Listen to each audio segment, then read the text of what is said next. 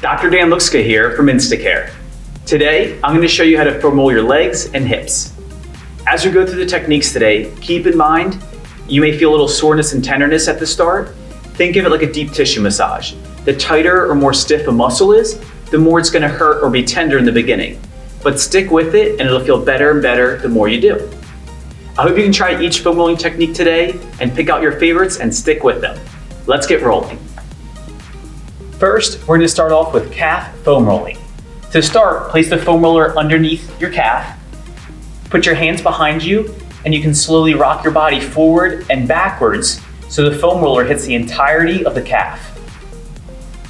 All the way up to behind your knee, all the way down to your ankle. Back and forth. You're lifting your bottom off the ground 1 inch so you can slowly move your body forwards and backwards. To make sure you hit the entirety of your calf, rotate your leg towards the outside to hit the outside of your calf, or inside to hit the inside of your calf. If you're just getting into running or picking up your activity levels, you may be surprised how tender your calves are doing this, but you'll also be surprised how much better they feel after you do it. I also like to add in a little ankle motion, bringing your toes towards your nose. You may feel a little more of a stretch, and pushing forward to relax it. So I'll play with rotating my leg in and out, and my ankle up and down. I want to find those tender spots. Once I do, I want to work that area for a minute on its own before I go back to the whole length. To add more pressure for a deeper massage, I can cross my opposite leg over top and then continue to foam roll the same technique.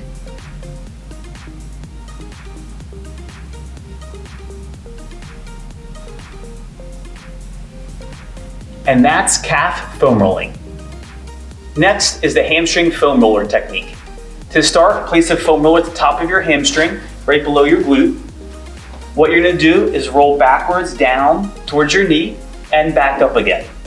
To hit the entirety of your hamstring, make sure you rotate your leg to the outside, to hit the outside of your hamstring, and rotate to the inside. If you want a deeper massage, cross your opposite leg over top for added weight. That way you can get in deeper. And again, you'll rotate side to side. If you find a tight spot that's tender, you can hang out on that area for a minute. You can rotate back and forth or up and down over that tender spot until it loosens up. If you've been sitting a lot and are tight in the hamstrings, this can feel pretty good. Or if you find yourself increasing your speed while running, doing some sprints, you can get tight in those hamstrings and you may feel a nice release doing this guy afterwards.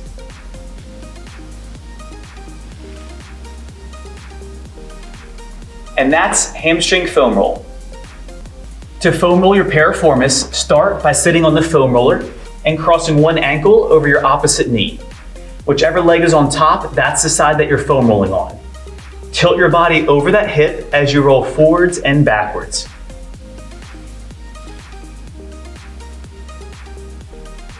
If you find a tender spot, you can hang out on that area and go left to right to fully release it. The piriformis muscle commonly gets tight with a lot of sitting, so before or after a long drive or after sitting for work or at home, this is a great technique to use. I also like using this technique before I do some heavy squatting. If your piriformis muscle gets extremely tight, it can pinch the sciatic nerve, which runs down the back of your leg, causing some nerve pain.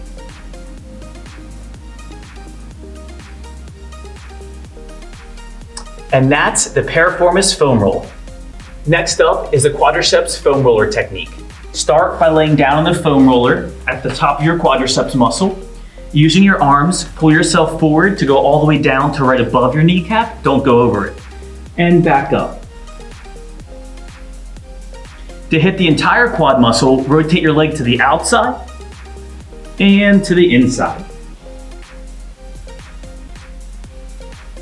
Your quadriceps muscle can get tight from doing increased amount of activity, if you're a runner, and even just from sitting a lot.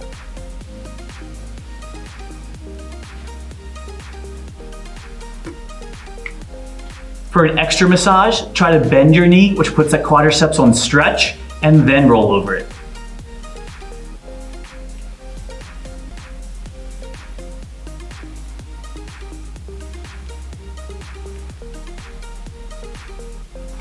And that's the quadriceps foam rolling technique. Next up is foam rolling your IT band. Start by laying your side on top of the foam roller, starting right below your hip joint and rolling up to right above your knee. You're not crossing a joint, you're just rolling between your knee and hip joint. This is commonly very tight on people, so don't be afraid at first if it's a little tender. Keep rolling, and over time, it'll feel better and better. Your IT band commonly gets tight if you're sitting a lot, or if you just had a big jump in activity, going from a couch to a 5K or something like that.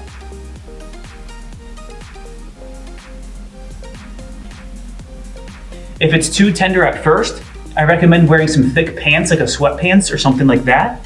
That way you can distribute the weight a little easier and it'll feel a little nicer in the beginning. Next up is foam rolling your hip adductors. Start by laying on your stomach, placing the foam roller in the inside of your knee. Roll up towards your groin and back down again.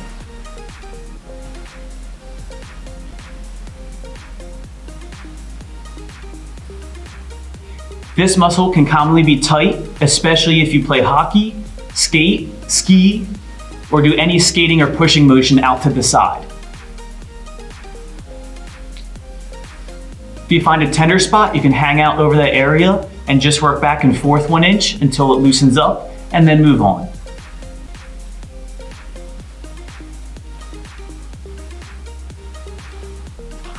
And that's foam rolling your hip adductors. And those are the best foam rolling techniques for your legs and hips. Give them a try and your body will thank you.